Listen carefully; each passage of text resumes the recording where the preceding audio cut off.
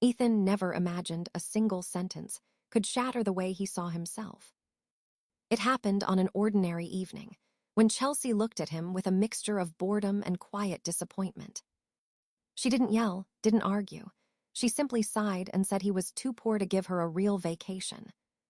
The words landed harder than any scream could. They lingered, echoing in his mind long after the conversation ended. For the first time, Ethan felt something inside him twist, not because he couldn't afford luxury trips, but because the person he loved saw him as nothing more than a limitation. He tried to laugh it off, but the sting stayed. And in that moment, he didn't know it yet, but this small crack was the beginning of the earthquake that would change everything in his life. Chelsea's dissatisfaction didn't appear overnight. It grew slowly, like a stain spreading across glass, subtle at first, then impossible to ignore. Every time she scrolled through social media and saw her friends vacationing in Bali, Paris, or some rooftop infinity pool in Dubai, her expression darkened just a little more. She would toss her phone onto the couch with a frustrated sigh, muttering about how everyone else gets to live. Ethan always tried to soothe her, suggesting more affordable trips, weekend camping, a cabin by the lake, a road trip up the coast. But instead of appreciating the effort, Chelsea only grew colder. She began calling those plans budget getaways for people who don't expect much out of life. Each comment cut deeper than the last, though Ethan tried to hide the hurt behind a tired smile. He told himself she was just stressed, just comparing too much, just needing time. But it didn't stop. She rolled her eyes when he talked about saving money. She mocked the tiny moments he genuinely enjoyed, like making campfire coffee or watching the sunrise from a cheap motel balcony. To her, those things symbolized failure. The tension between them thickened until it filled every room they entered together. There were dinners where she barely spoke, only scrolling through photos of her friends sipping champagne in first-class seats. There were mornings when she didn't even say goodbye before leaving for work. Whenever Ethan mentioned the possibility of travel, she would ask one question: can we actually afford something nice? He would hesitate, and that hesitation alone was enough to make her scoff. The breaking point came on a Saturday afternoon when Ethan surprised her with plans for a small nature getaway, a place he thought she might actually enjoy. He talked about the hiking trails, the peaceful river, the cozy cabin he found at a discount. Chelsea didn't react with excitement. She stared at him in disbelief, then let out a short, bitter laugh. A cabin? Really? Ethan, that's not a vacation. That's what people do when they're broke and pretending it's an escape. He tried to explain that he wanted them to relax together, to disconnect, to reconnect. But Chelsea shook her head, her voice rising. I'm tired of this. I'm tired of watching everyone else get to live their dream while I'm stuck with someone who calls camping a trip. You don't get it. You're too poor to give me the kind of vacation I deserve. Silence followed. Not the awkward kind, but the kind that feels like a door slamming shut. Ethan didn't respond. He couldn't. It wasn't about the money anymore. It was about worth. Worth he suddenly realized she never truly saw in him. That moment, heavy and humiliating, became the spark that ignited everything that came after. Ethan spent the next few days carrying Chelsea's words like a weight chained to his chest. He replayed the moment over and over, wondering if maybe she was right, if maybe he truly wasn't enough. But somewhere beneath the humiliation, a small spark of defiance began to burn. He realized he couldn't keep living to meet someone else's expectations, especially expectations built entirely on luxury and comparison. One evening, after hours of scrolling through travel deals he still couldn't afford, he closed his laptop and opened another tab, one about trading. He had always been curious about it, had watched videos here and there, but never dared to dive in. This time, something felt different. It felt like a chance to take control of his future, rather than apologizing for his present. He looked at the joint travel fund he and Chelsea had been saving for months. It wasn't a fortune, but it was something. Enough to buy a course. Enough to start learning. Enough to try. He hesitated for a long moment, then clicked enroll. It felt like betrayal, but at the same time, it felt like breathing for the first time in weeks. That night, he didn't tell Chelsea.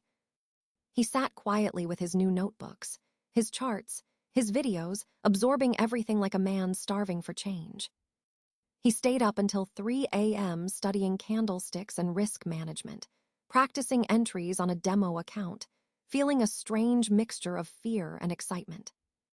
The next morning, Chelsea found the email receipt on his phone while he was in the shower. When Ethan stepped out, she was standing in the doorway with her arms crossed, holding the phone like evidence in a crime. "You used our vacation money on some trading scam," she snapped. Ethan tried to explain his reasoning, but she cut him off every time he spoke. "To think you actually believe you can make money doing this. It's pathetic. No wonder you can't give me anything better." Her voice grew sharper with every word, dripping with contempt. She didn't just disagree with his choice, she mocked him for even trying. From that day on, she called him the broke investor, or sometimes just the poor guy chasing dreams. The insults stung, but they didn't stop him. If anything, they pushed him harder. Ethan began practicing every night until his eyes burned. He made mistakes, blew up tiny demo accounts, misread charts, and doubted himself constantly. But he also learned. Slowly. Steadily. He made his first small profit, only a few dollars, but enough to spark a surge of confidence he hadn't felt in years. Chelsea laughed when he told her. "That's it. You wasted all that money for pocket change." He didn't argue. He didn't defend himself. He simply turned back to his screen and kept studying, kept refining, kept moving forward. Because deep down, for the first time in a long time, Ethan wasn't trying to prove anything to her. He was trying to prove something to himself. As Ethan grew more confident in his trading skills, Chelsea's irritation became almost constant. She noticed the change in him, the way he focused more, the late nights studying, the quiet determination in his eyes, and instead of feeling proud, she felt threatened. Whenever he mentioned a small win, she would roll her eyes as if he were bragging about finding coins under a couch cushion. Her comments shifted from casual jabs to outright comparison. She constantly talked about friends whose boyfriends booked luxury trips, bought designer gifts, or drove expensive cars. Each story was told with the same purpose, to remind Ethan that he wasn't one of them. He listened silently, but inside, something was unraveling. He realized she didn't see his growth as progress. She saw it as an inconvenience, something that took attention away from her fantasies of living like the people she envied. One evening, while Ethan reviewed a chart pattern, Chelsea plopped onto the couch with a dramatic sigh. "Nick just took Emily to the Maldives," she said, not even pretending to be subtle. "They're staying in one of those overwater villas. Meanwhile, I'm stuck here watching you stare at lines on a screen." Ethan looked up, exhausted.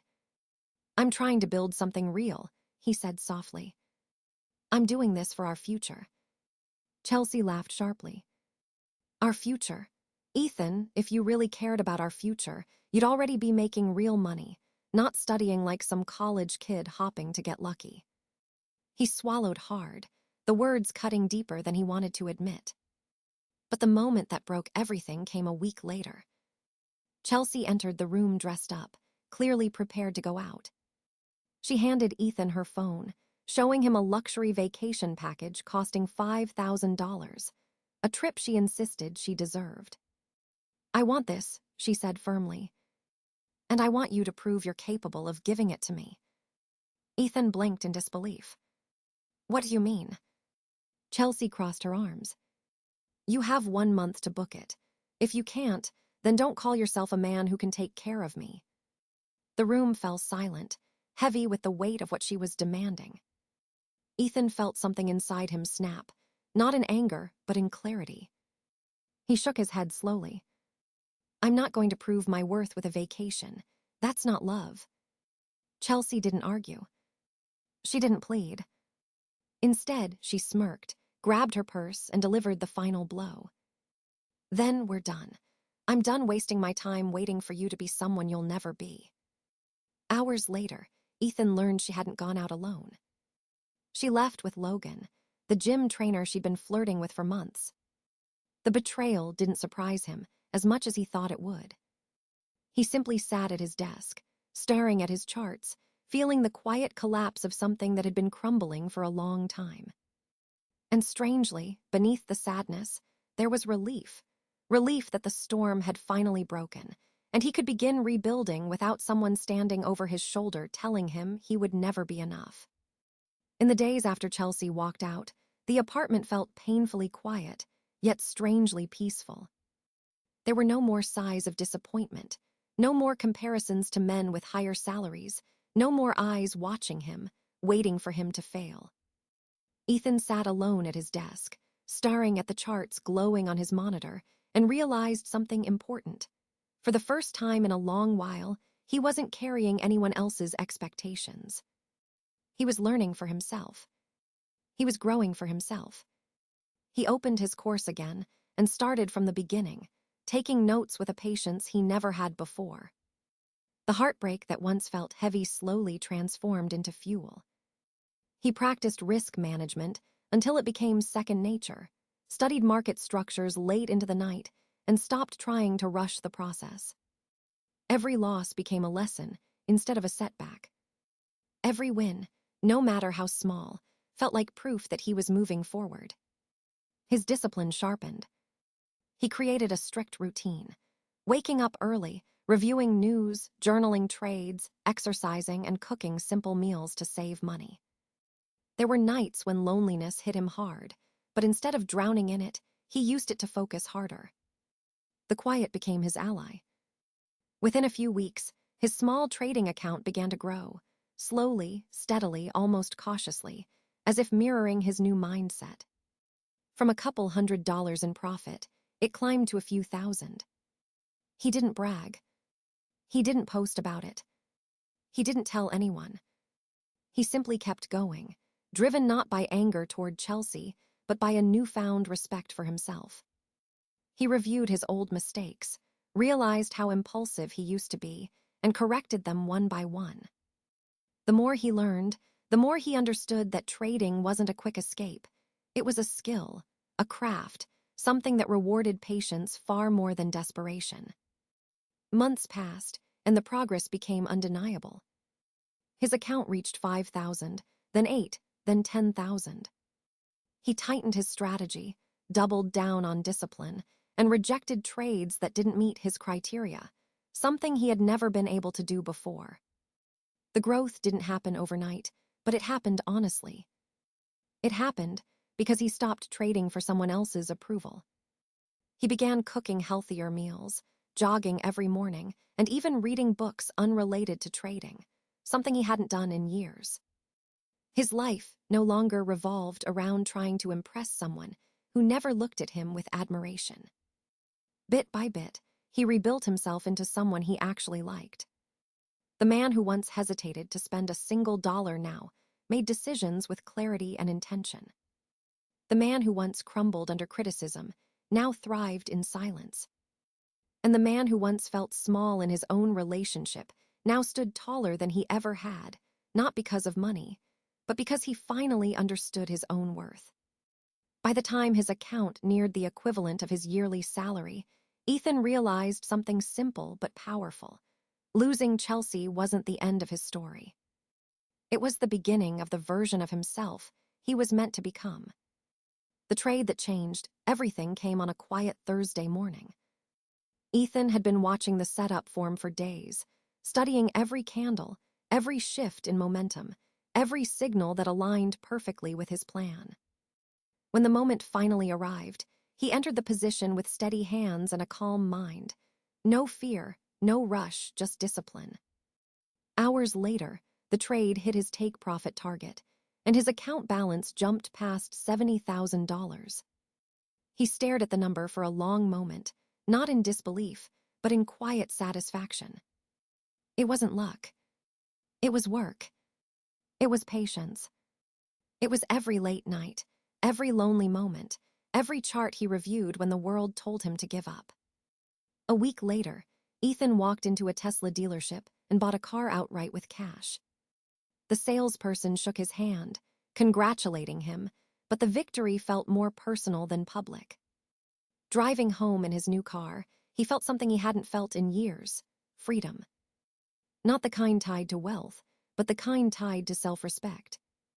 It was shortly after that when Chelsea appeared again. She reached out first through a text message, then through calls, then by showing up outside his building with a rehearsed smile and soft voice. When Ethan finally agreed to talk, she approached him with a mix of surprise and longing, her eyes widening at the sight of the Tesla parked behind him. "You look different," she said, touching his arm as if the past had been erased. "You've done so well. I'm proud of you." Ethan didn't reply immediately. He watched her carefully, noticing the way her gaze kept drifting toward the car, the way her compliment felt practiced rather than sincere. Then she began reminiscing about their old plans, their shared memories, the future they could still have. She apologized for leaving, blamed stress, blamed pressure, blamed everything except the truth. Eventually, she placed her hand on his chest and whispered, "We could try again, Ethan. We're meant to be."